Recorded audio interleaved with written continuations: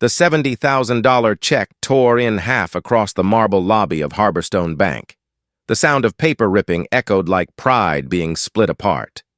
Ethan Cole, a young teller with a smug smile, held up the two halves as if they were trophies and spoke loudly enough for everyone to hear. Fake check, same old scam, right before closing time.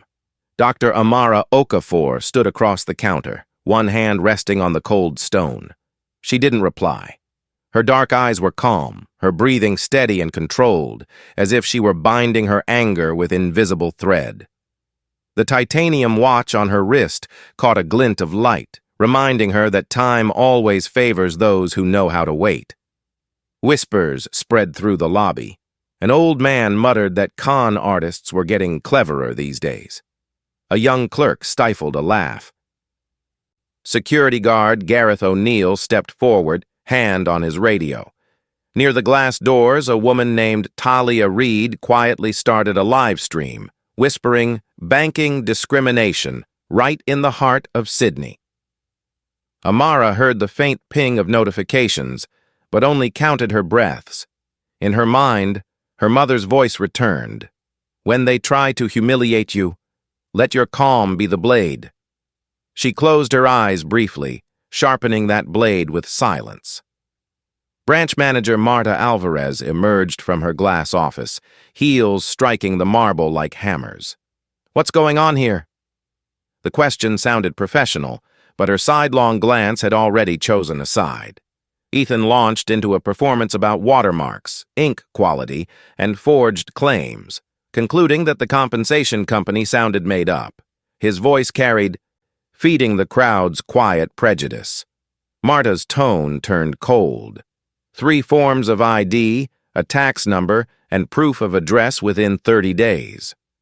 Amara opened her worn black bag and produced a passport, a driver's license, and a lease contract. Every document was pristine.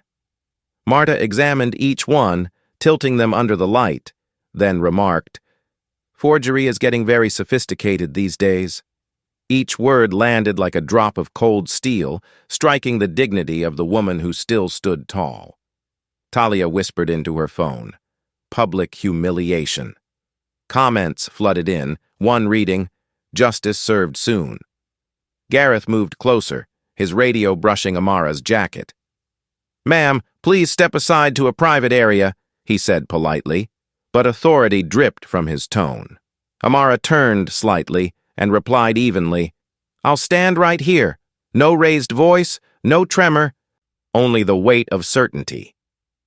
Marta dialed headquarters and switched to speakerphone. "We have a suspicious transaction." The phrase became an invisible label stamped across Amara's forehead. Ethan crossed his arms, continuing his lecture on procedure. On the lobby's television, the bank's advertisement looped the slogan, "Respect and trust." The smiling, diverse faces on screen were a perfect contrast to the scene unfolding below, hypocrisy wrapped in warm background music. A corner of a first-class flight ticket peeked from Amara's bag beside a silver business card. No one behind the counter noticed. Talia gasped softly. "She looks like an executive." The comments shifted tone, now questioning the staff instead of mocking the woman. But Ethan's voice still coated the air, polished and poisonous. Time crawled. The automatic doors prepared to close. The air turned colder, filled only with the hum of the vents. Amara glanced at her watch, then raised her gaze toward the ceiling camera. Her eyes locked on the lens, sharp and unwavering, as if sending a signal straight to the true seat of power. For the first time since entering, her lips curved, faintly, briefly, coldly. The smile of someone who already knew what was coming. A flicker of unease crossed Ethan's eyes. His chest tightened, but pride forced him to square his shoulders and continue his act. Marta capped her pen with finality. Gareth kept his hand on his radio, all of them confident they were following protocol. In Amara's mind, the clock struck the final note of the fading afternoon.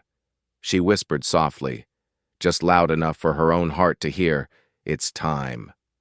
No one noticed that those two quiet words were the switch that would trigger a plan already wound tight, and that thin, blade-like smile had just split the afternoon in two, before the unmasking, and after power changed hands. 3:31 in the afternoon. The glass doors of Harborstone Bank had barely stopped moving when the sharp click of Marta Alvarez's heels echoed through the marble lobby, fast and rhythmic, like the heartbeat of someone certain she held the upper hand. "You call yourself a doctor?" "I'll need to verify that," she said, her tone laced with suspicion and challenge. At the counter, Dr. Amara Okafor stood still, posture straight and composed.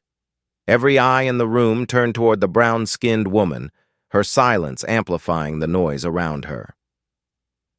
Ethan Cole flipped open a fraud prevention manual and pointed to examples like a teacher before a class. "The watermark isn't precise. This is industrial print," he said with a smug grin. "Some people think dressing fancy makes us believe them." His laugh sliced through the air like glass. Sarah glanced at Amara, then looked away. Behind her, security guard Gareth O'Neill stood motionless, his shadow stretching long across the floor like a weapon waiting to be drawn. Near the entrance, young mother Talia Reed whispered into her phone, live streaming without pause. "This is institutional racism," she said softly. Comments poured in like rain. "Get the staff names. Justice is coming." Amara could hear the faint sound of online outrage, but she only counted the seconds, her mother's voice echoing in her memory. "When they try to break you, let your calm cut through their noise." She exhaled slowly, sharpening her composure into steel. Marta set down a stack of forms.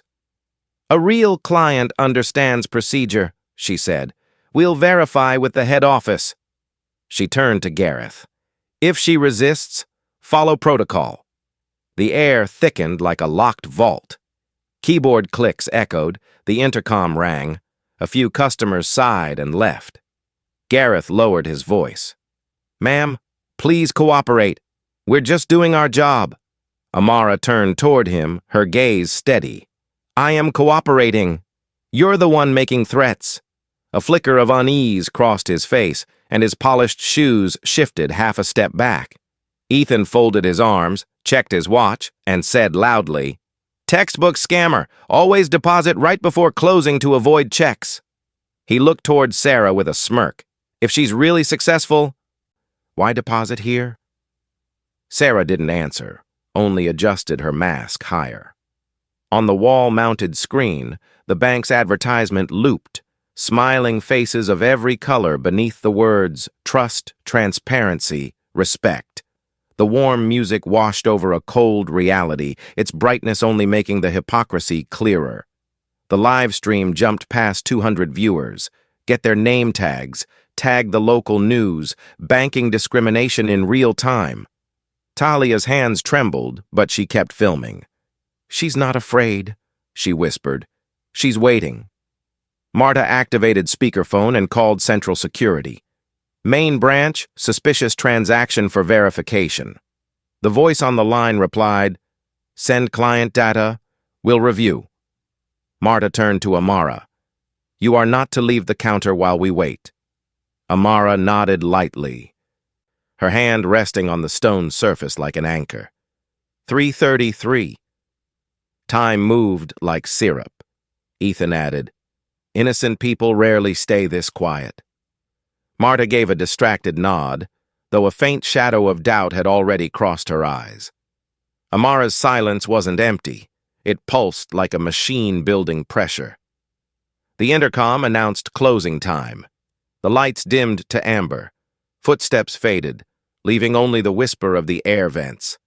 Talia remained, her two children leaning against each other. One whispered, "Did she do something wrong?" "No," the mother replied. "The grown-ups just forgot how to act right." 3:39. Marta hung up the phone. "Head office is checking," she said, gripping her pen as if waiting for a verdict. Amara tilted her head slightly. "I can wait," she said softly. long enough for everyone here to understand what they've just done. Ethan froze mid-breath. Gareth looked up at the ceiling camera, unease flickering in his eyes. Outside, the late sunlight cut across the floor, landing on the torn halves of the check eye, fragments of an unfinished mistake. No one yet realized that within minutes, those who believed they held power would be the ones forced to face a world turned upside down. 3:40 in the afternoon. The air inside Harborstone Bank was so heavy that even the ticking of the clock seemed loud. Marta Alvarez set down the phone and took a deep breath. "They're still verifying," she said, her tone carrying the authority of a courtroom. Ethan Cole nodded, convinced victory was his. "The longer it takes, the more it proves I'm right," he said with a smirk. Dr. Amara Okafor stood silently beneath the ring of light outlining her neatly tied hair. Her face was calm, but beneath that calm lay steel, forged from years of humiliation that never broke her. Every word like suspicious, every raised brow she stored like evidence. She didn't need to shout, she needed precision. Talia Reid's live stream climbed past 300 viewers. Comments flooded the screen. "This is racism. Tag the media. Don't let them silence her." A lawyer from Melbourne typed that if she was an executive, she could sue. The virtual crowd grew heavier, more focused. Ethan cleared his throat and continued his lecture. Settlement checks are a common scam. They wait till closing to dodge verification. He gestured toward the two torn halves of the check, sealed in an evidence envelope. Marta glanced at her watch, frowning, but her managerial discipline kept her voice cold. Behind Amara, security guard Gareth O'Neill stood like a pillar, and for the first time that pillar felt the ground start to tremble. "Ma'am, do you have anything to say?" Marta asked sharply.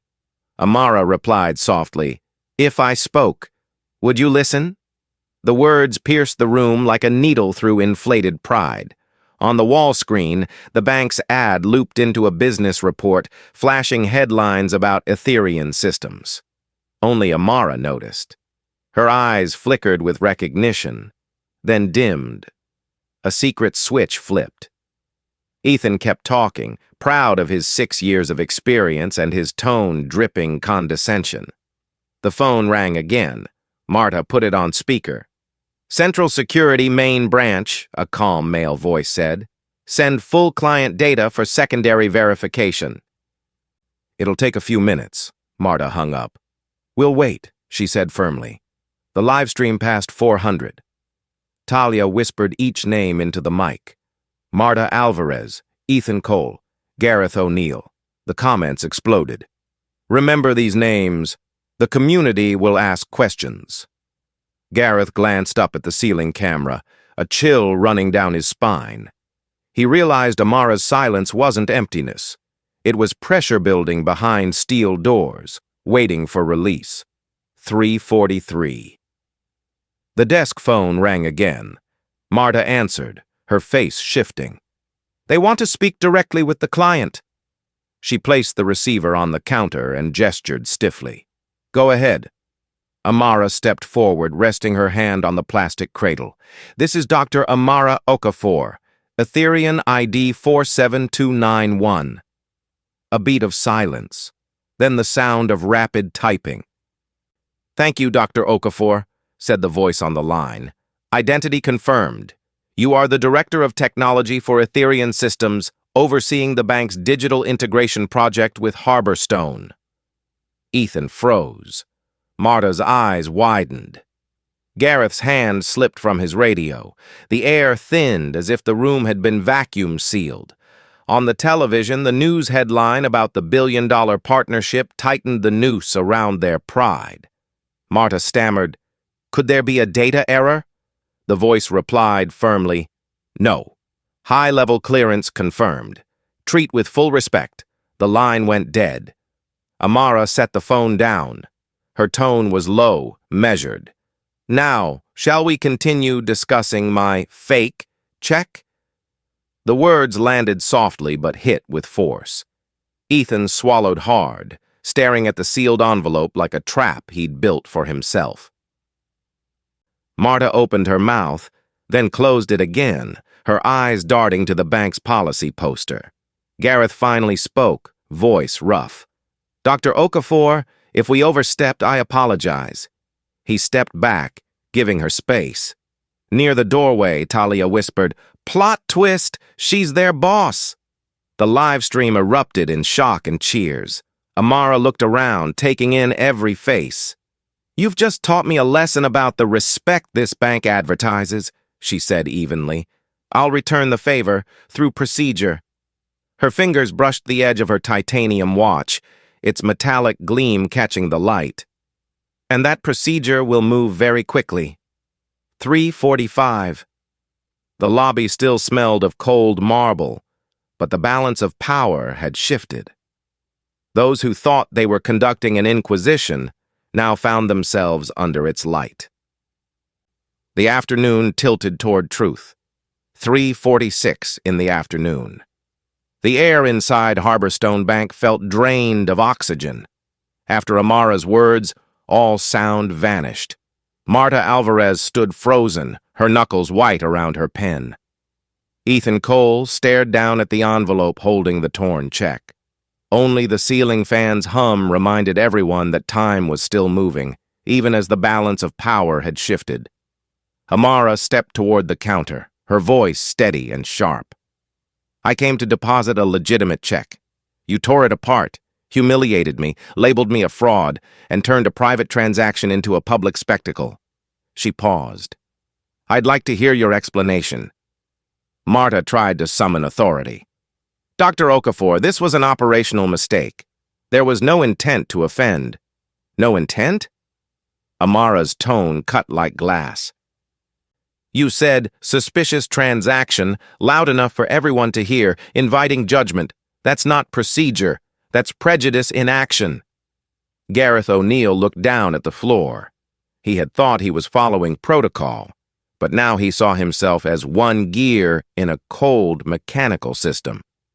Near the glass doors, Talia Reid continued her live stream, whispering, "Institutional racism," right before our eyes. The comments surged like a tide. "Justice is coming. Accountability now." Ethan took a breath, trying to defend himself. "I followed procedure. Settlement checks are high risk by nature." "You call it procedure," Amara interrupted. "I call it arrogance dressed as policy. Real procedure will be corrected." Her gaze made him flinch half a step back. On the wall-mounted screen, a breaking news headline scrolled, "Ethereum finalizes acquisition of Harborstone Bank. Digital integration led by CTO Dr. Amara Okafor." The words struck like a final hammer blow. Marta stumbled. "If we had known you were part of the executive board, we would have. If you knew who I was, you'd have treated me differently, wouldn't you?" Amara asked. The silence that followed was suffocating. Talia murmured into her phone, "That's the real question." Amara looked around the lobby. "I don't want anyone to fear me. I want this place to understand that respect isn't tied to titles. Today that will be written into policy." Sunlight streamed through the glass, landing on the two torn halves of the check. Marta bent to pick them up, her hands trembling as she forced a smile. "We'll compensate you immediately, Dr. Okafor. Please, don't let this affect our partnership." "Affect?" Amara tilted her head slightly. "It exposes your core." She pulled out her phone, opened a video call, and slowly panned across the counter, the name tags, the faces. "Media and legal team, please record this. This is a textbook case of bias in customer service. I'm requesting an immediate assessment." Her voice wasn't loud, yet it filled the entire space. Marta's breath quickened. Ethan bit his lip. Gareth stood at attention, like awaiting orders. On the monitor behind them, the Harborstone slogan, "Banking with Dignity," glowed brightly, reflecting the irony like a distorted mirror. The live stream hit a new peak. Comments flooded in.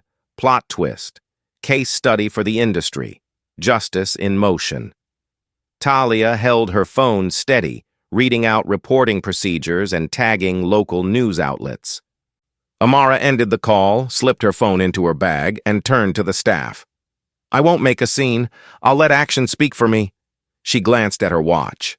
3:48, then firmly, "Within hours, headquarters will contact this branch. That's when the new procedure begins."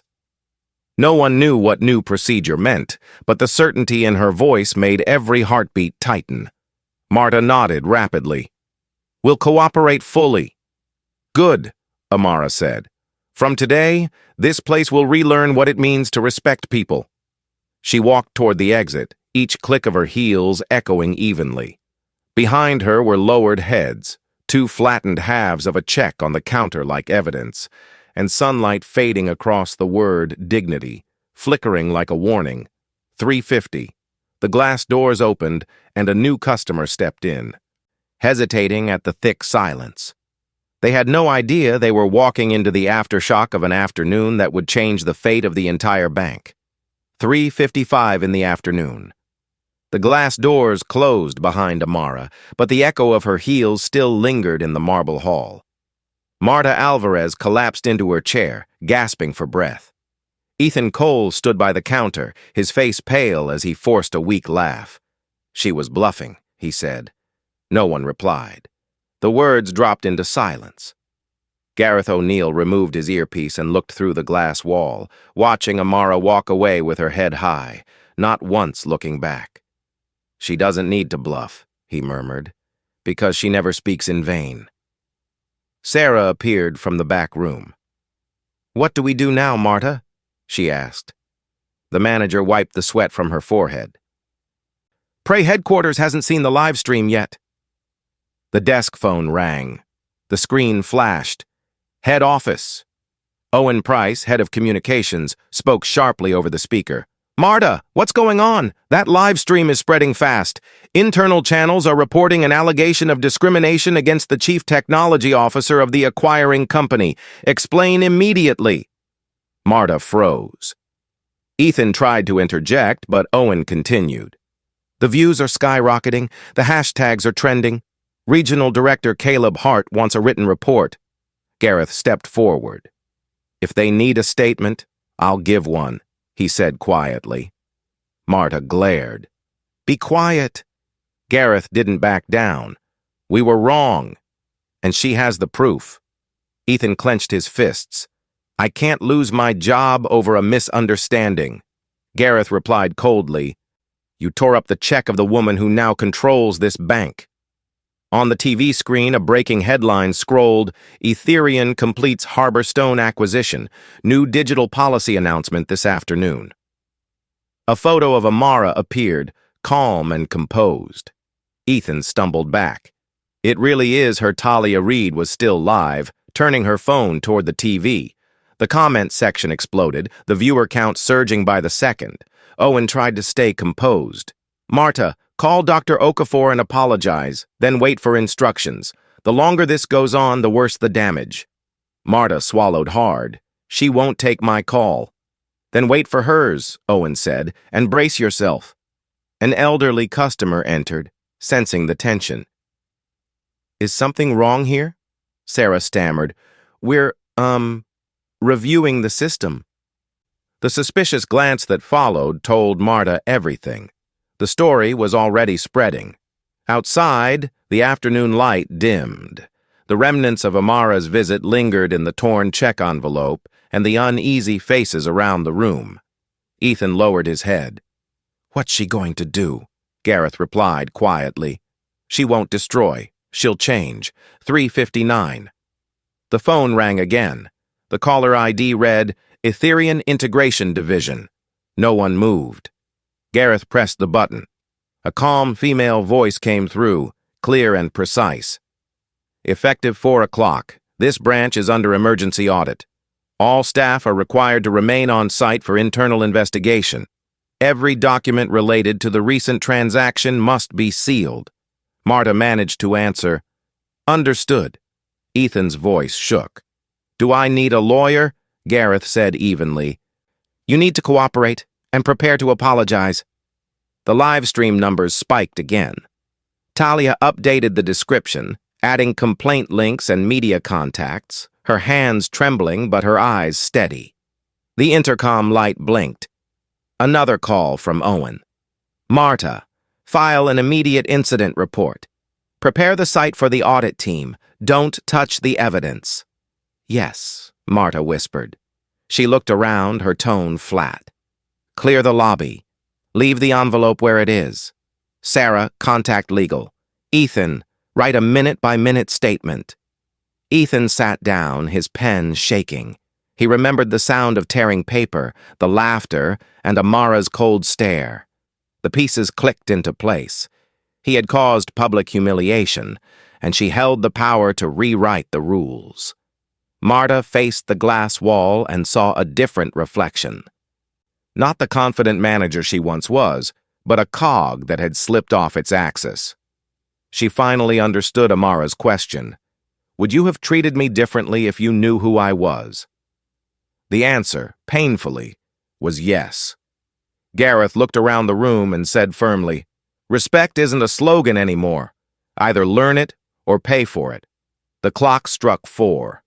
Upstairs, the conference room doors closed. The voice of the woman they had just humiliated was preparing to redraw the power map of the entire bank.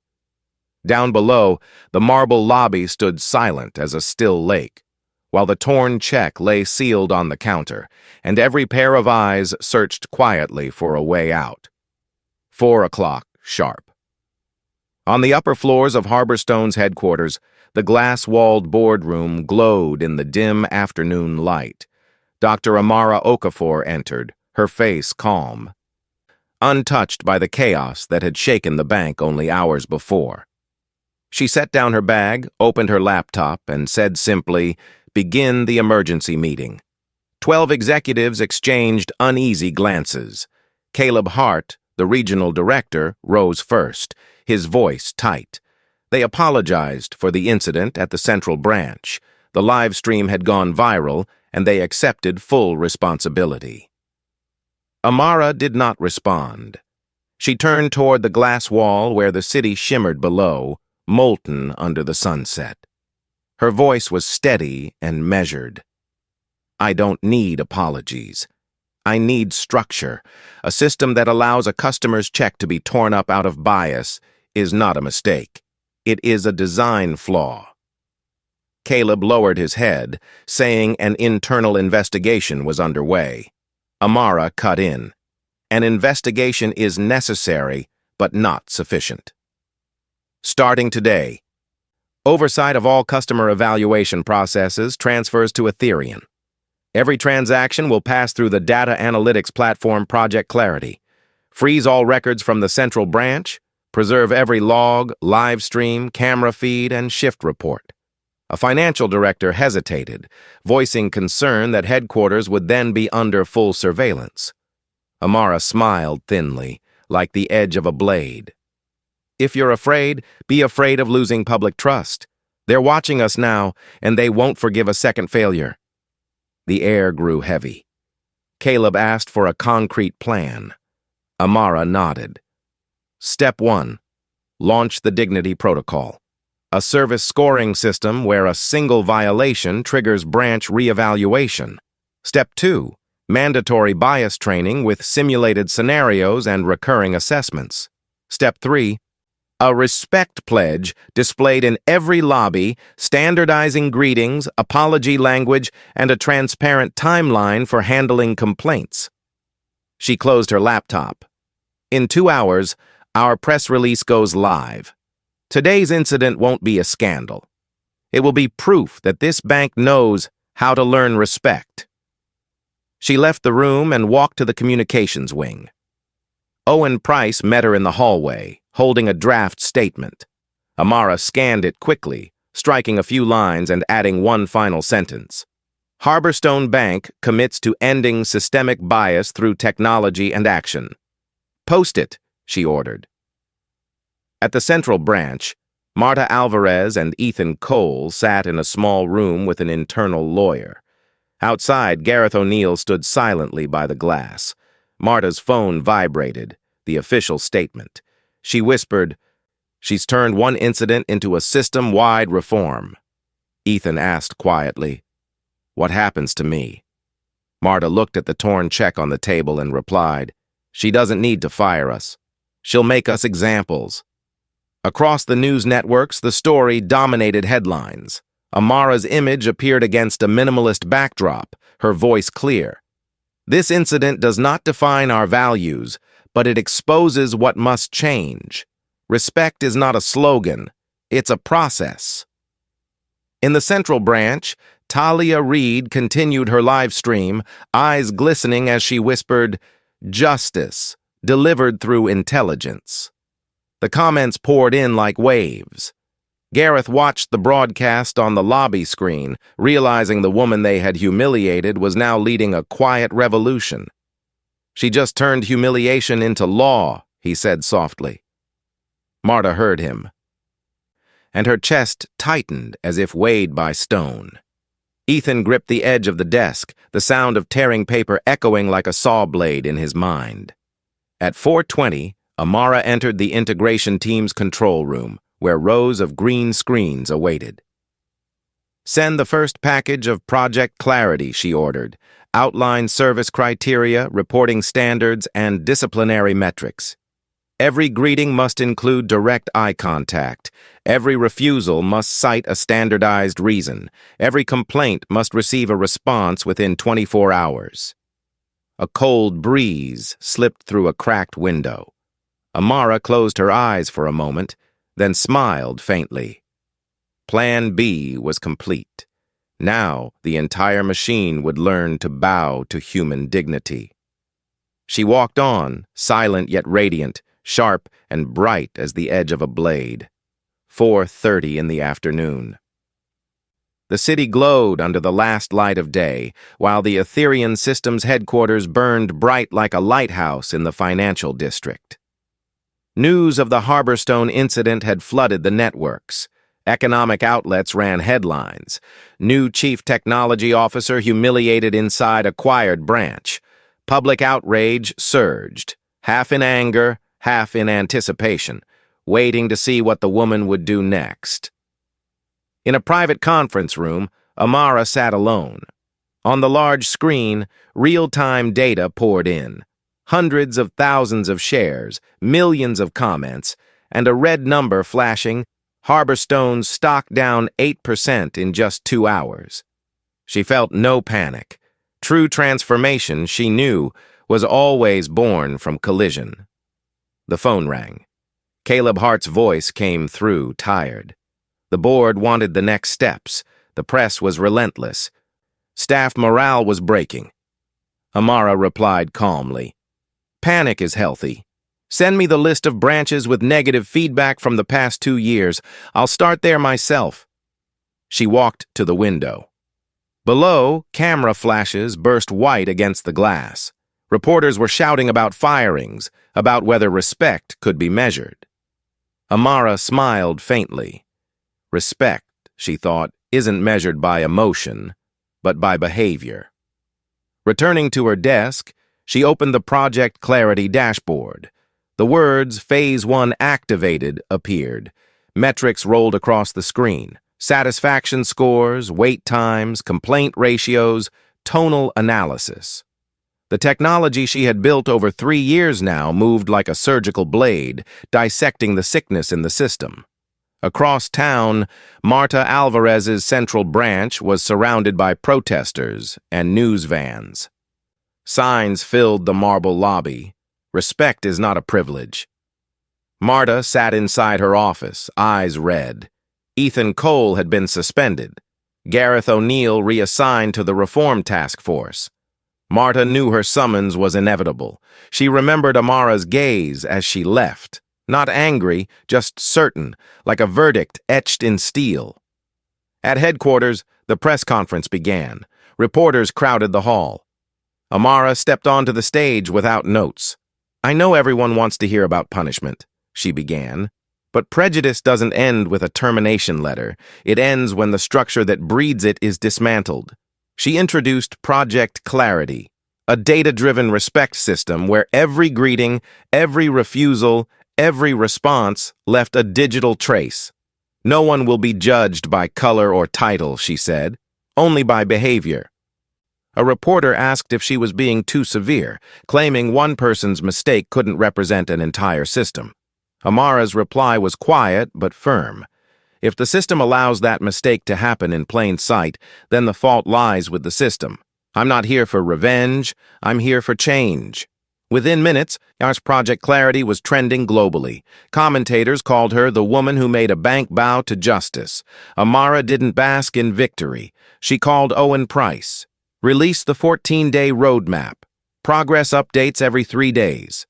Open an anonymous feedback channel. Public dashboard by branch showing real-time respect scores.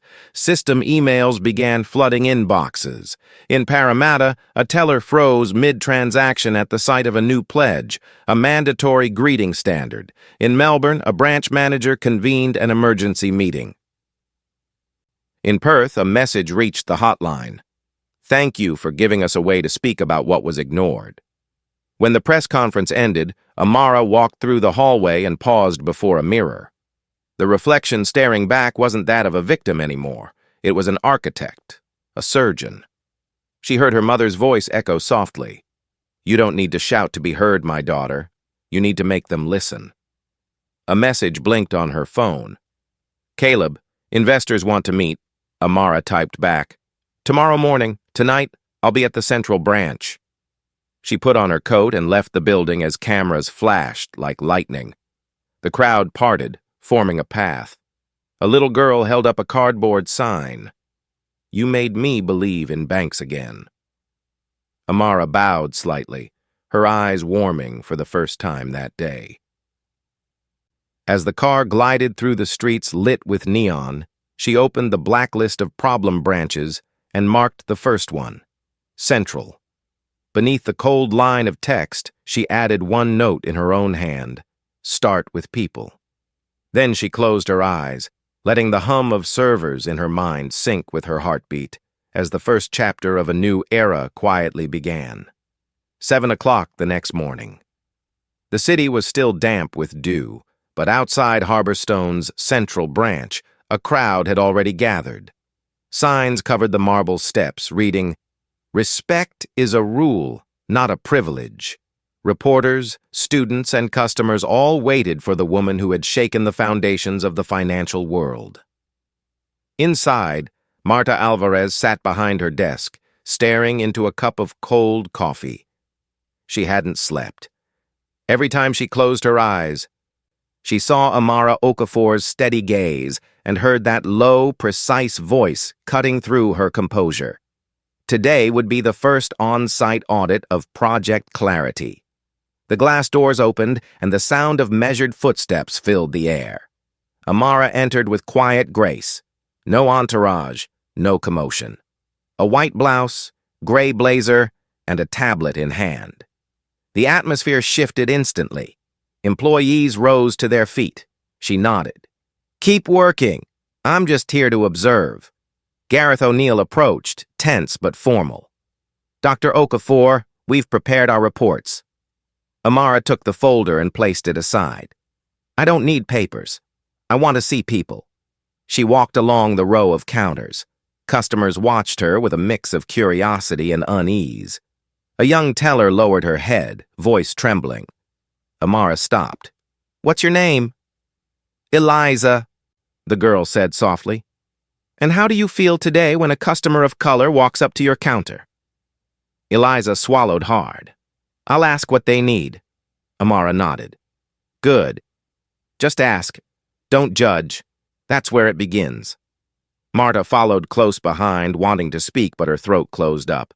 Finally, she managed, I'm sorry. Amara turned, her voice not raised but sharp. Apologies don't save anyone. If you're sincere, change your hiring, your training, your incentives. Show me repentance in your structure.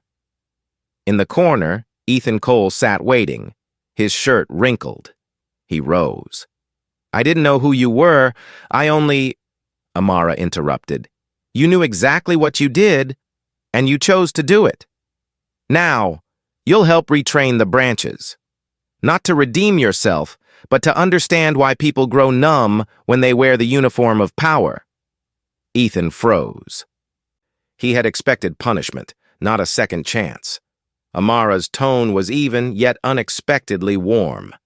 "Do it," she said. He nodded slowly. Gareth inclined his head, understanding that only discipline this cold and consistent could truly change a system. No emotion, no anger, only principle and action. Amara moved to the reception desk and touched the new feedback screen. "From today," she said, "every customer can rate their experience here. Low scores go straight to Project Clarity." Her gaze swept the room. "Each of you will be monitored but also protected.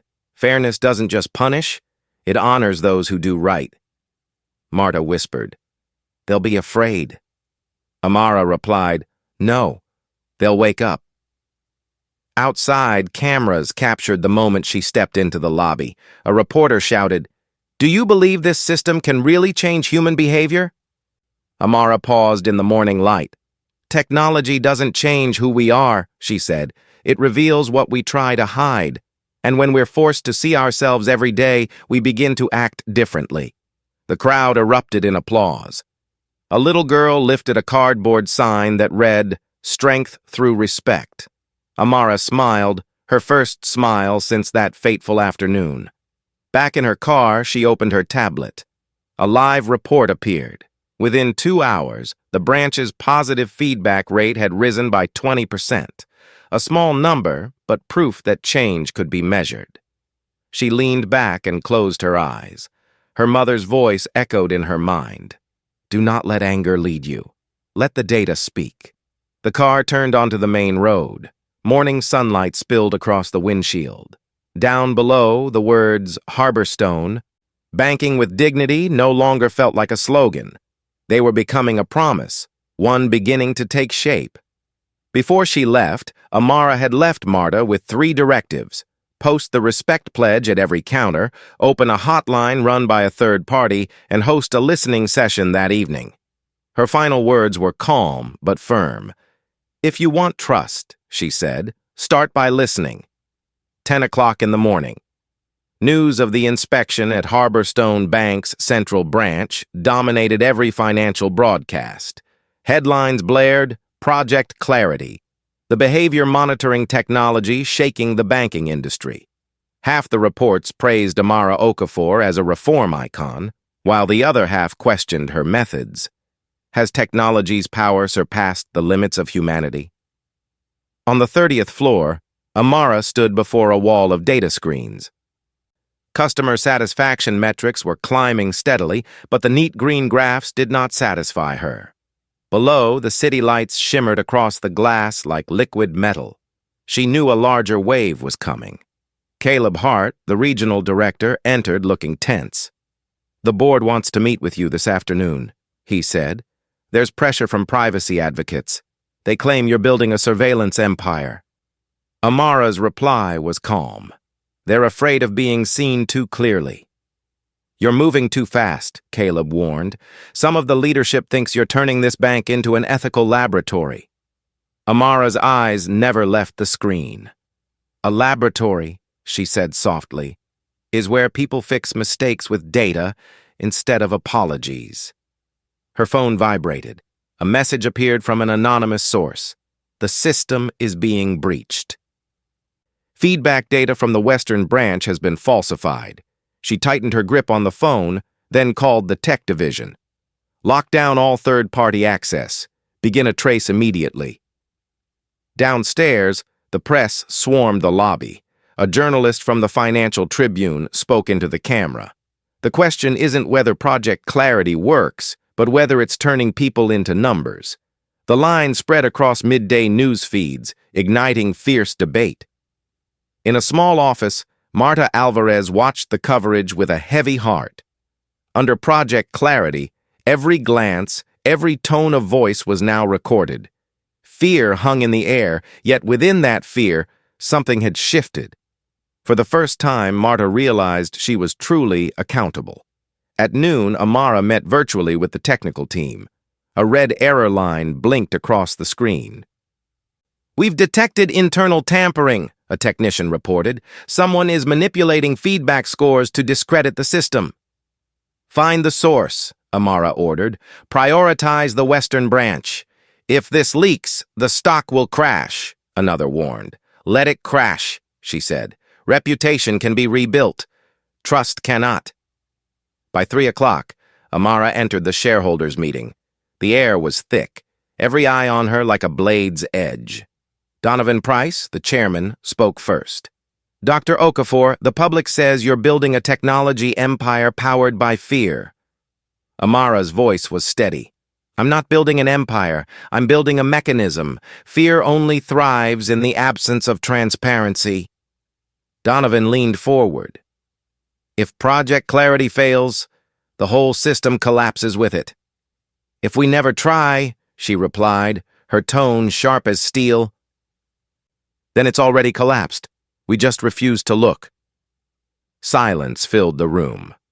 Caleb glanced around, sensing that the stillness was no longer opposition, but acceptance.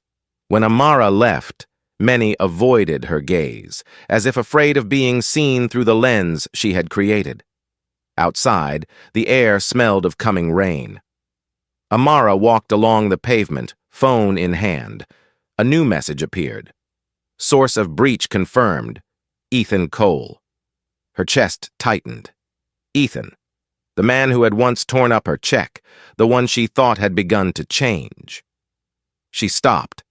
Around her, the crowd flowed like endless streams of data. She thought of an old lesson. Changing systems is easy. Changing people is hard. Technology can detect flaws, but only trust can heal them. She typed back, "Preserve the evidence. I'm on my way." The sky broke open with rain. Amara pulled her coat close and moved quickly through the storm. Cold drops ran through her hair, blurring into the neon reflections of the street. But she wasn't fleeing the storm. She was walking straight into its heart, where justice was no longer an idea, but an act of will. Somewhere across the city, people who once feared the light were beginning to face themselves. And Amara knew this fight was far from over. It had only just reached the soul of change itself. 5 o'clock in the afternoon. The rain was still falling hard. In front of Harborstone's western branch, an Etherian Systems car pulled up. Amara stepped out, her dark coat soaked, her eyes sharp as glass. She didn't need an escort. Inside, a team of engineers was collecting hard drives and sealing off the servers. Ethan Cole sat in the investigation room, pale and motionless. When Amara opened the door, he stood up abruptly, his voice shaking. "I didn't sabotage the system," he said. "I just wanted to prove there was a flaw in the algorithm." Amara looked at him without a word, placing her laptop on the table. "Why did you believe the system was wrong?" she asked. Ethan swallowed. "The feedback score for my former branch dropped unfairly. I wanted to check the data. Instead of reporting it," she said slowly, "you broke protocol and interfered with the system, corrupting the data flow. That's not fixing a flaw. That's the act of someone who wants to be right more than fair." Ethan clenched his fists. "You don't understand," he said. "You've built a machine that judges people. Cold, unfeeling." Amara's tone was calm but piercing. "There's no machine colder than a human heart that stops respecting others," she replied. "I was once judged unfairly too, but I chose to rebuild, not destroy." Rain pounded against the glass. Marta Alvarez entered with Caleb Hart, carrying the verification report. Caleb set it on the table. "The data shows Ethan accessed the system without authorization," he said, "but he didn't delete anything. He only copied files to check if the readings were real."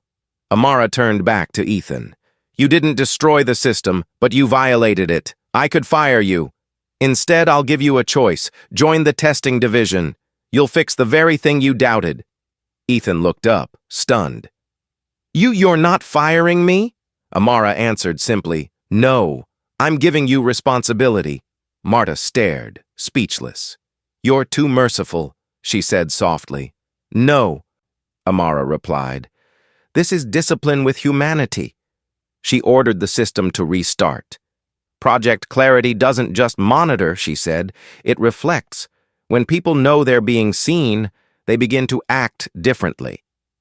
An hour later, the data stabilized. Across the monitor flashed the words, "Integrity restored." Marta exhaled in relief. Ethan bowed his head. "Thank you," he murmured, "for believing me." Amara's eyes were steady. "You're not forgiven," she said. "You're given a chance to prove that fairness requires understanding." That evening, Ethereum's headquarters glowed bright against the wet skyline. Amara stood by the tall windows, looking over the rain-soaked city. Caleb approached, holding a fresh report. "Project Clarity is expanding," he said. "2 other banks want to collaborate." Amara nodded. "Good," she said. "But don't turn it into a brand. It must remain a principle." Caleb sighed. "You know, you make people afraid," he admitted, "but you also make them respect you." Amara's voice softened. "Sometimes fear is the first step toward learning," she said. "Respect comes later." When he left, she stayed alone. On her desk, the screen displayed an updated report.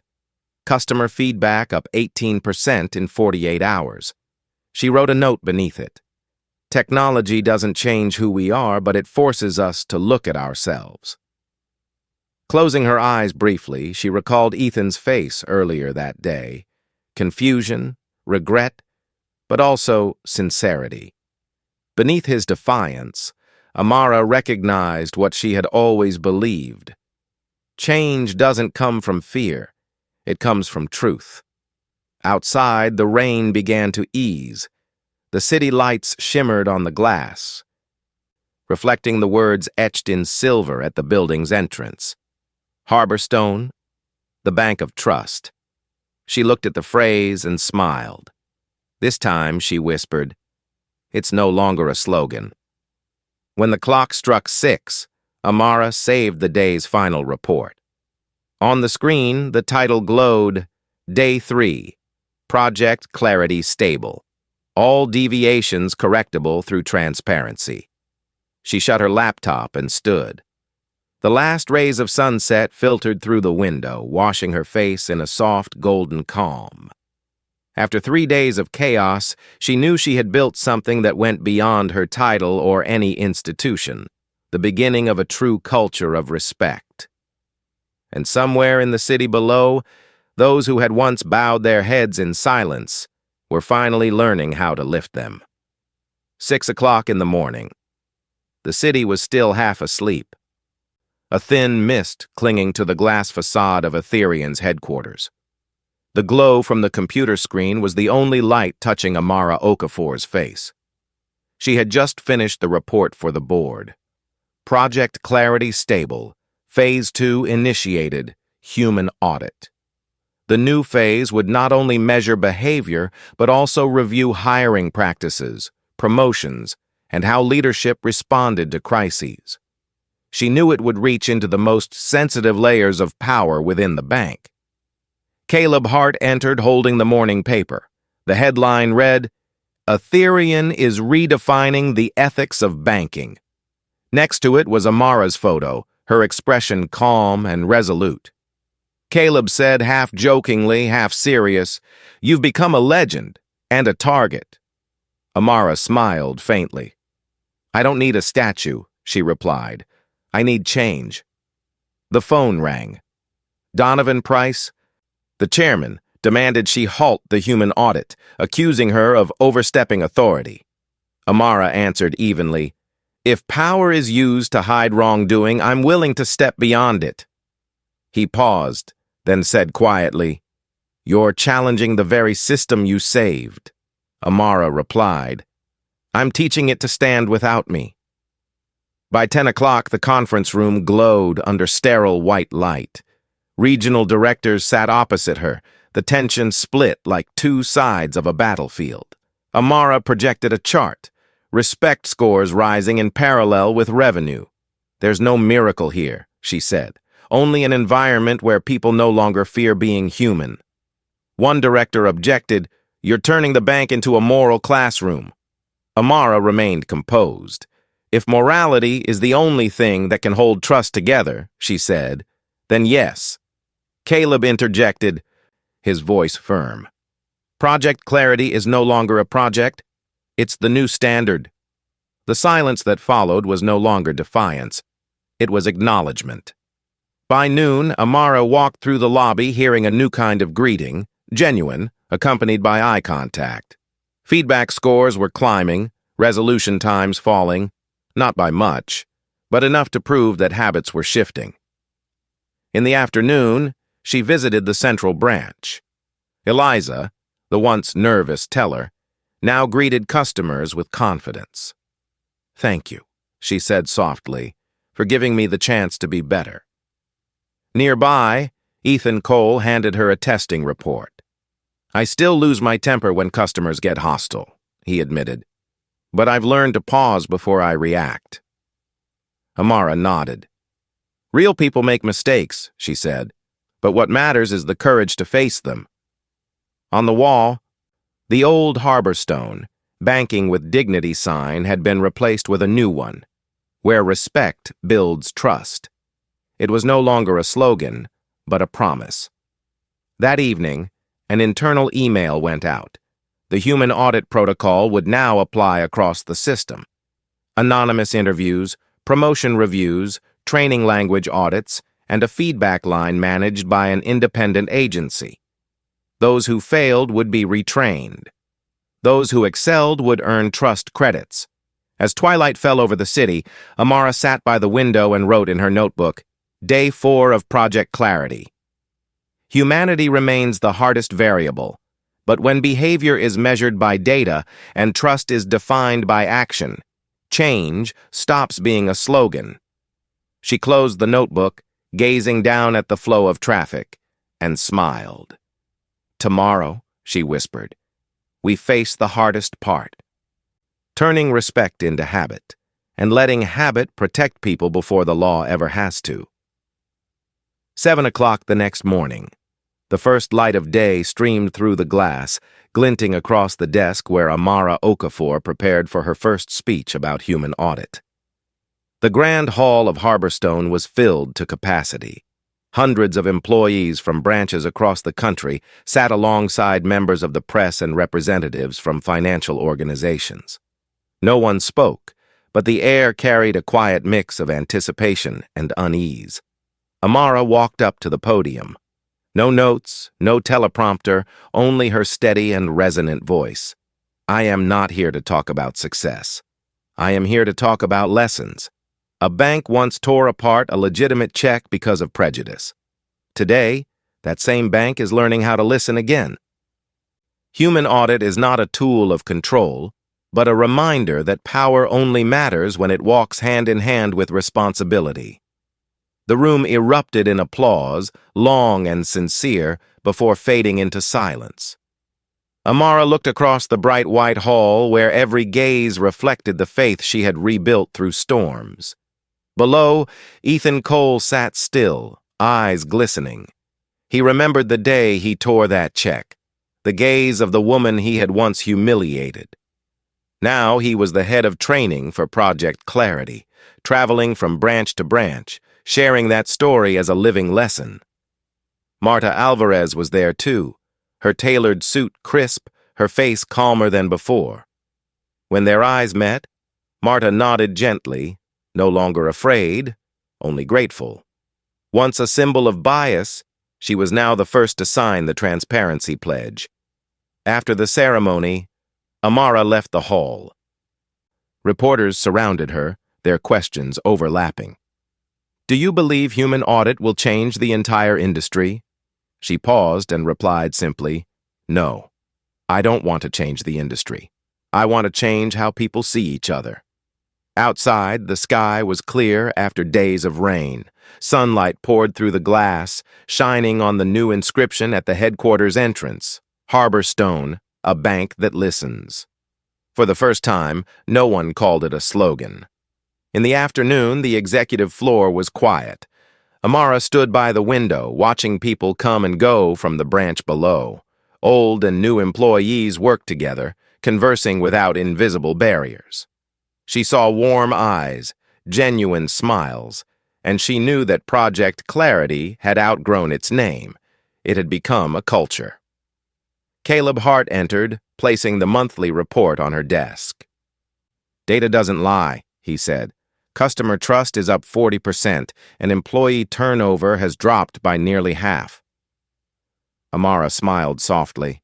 "It's not a miracle," she said. "It's just people treating each other the way they deserve." Caleb nodded, then asked quietly, "And you? What do you want now?" Amara was silent for a moment before answering, "I want to make myself obsolete." Caleb frowned slightly. "Because when a system runs well without my supervision," she continued, "it means I've succeeded." Night fell, and the Etherean building glowed golden. Amara sat writing the final lines in her project journal. The last day of human audit. We cannot teach respect. We can only create an environment where respect becomes the easiest choice. Technology has done its part. The rest belongs to humanity. She closed the notebook, left her office, and stepped into the street. There were no cameras now, no skeptical glances, only a gentle breeze and the murmur of people passing by. On a nearby building, an advertisement screen played a thank you message to customers. The final image showed Amara's face and her voice echoing, "Respect is not a slogan. It is a system that protects people." She stopped at the intersection, looking up with a faint smile. The sky turned amber, its reflection gleaming on the wet pavement like a mirror. In that light, Amara Okafor was no longer just a chief technology officer, but the woman who had made an entire industry learn to look inward. She walked on, her small figure framed against the vast city, each step resonating with the rhythm of change, the rhythm of respect, transparency, and human dignity.